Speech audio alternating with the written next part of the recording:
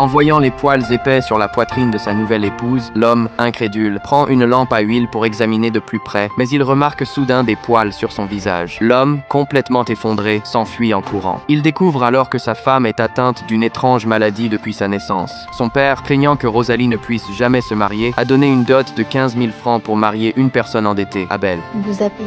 C'est ce que vous avez fait avec votre père. Vous avez accepté ça pour 15 000 francs? Il a mis beaucoup de temps à son stage. Vous êtes né comme ça. Oui, c'est pas une maladie. Au début, mon père me cachait. Il a commencé à me raser. Vous allez retourner chez vous. Rosalie, le cœur brisé, son père avait honte d'elle, et maintenant cette honte se reporte sur son mari. J'espérais Quoi? juste que vous seriez différent. Et moi, vous soyez comme les autres. Vous attendiez à quoi? Je m'attendais à une femme. Allez, dis-moi quand.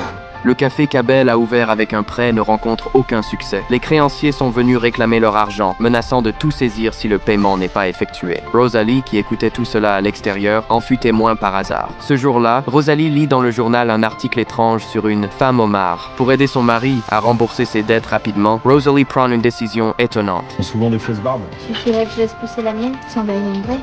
Faut venir dans un mois, vous verrez tout. Et qu'est-ce qu'elle raconte, ta femme? Elle plaisante, j'espère. Tout cela est entendu par Abel, qui ne comprend pas la folie de sa femme. Mais Rosalie est convaincue que les gens sont toujours fascinés par les choses étranges et sont prêts à payer pour cela. Un mois plus tard, Rosalie, avec une barbe épaisse, apparaît sereinement devant tout le monde. C'est vrai? Vous êtes belle, Rosalie. En voyant le café plein à craquer, Abel se perd dans ses pensées. Peut-être qu'il n'a jamais vraiment compris sa femme.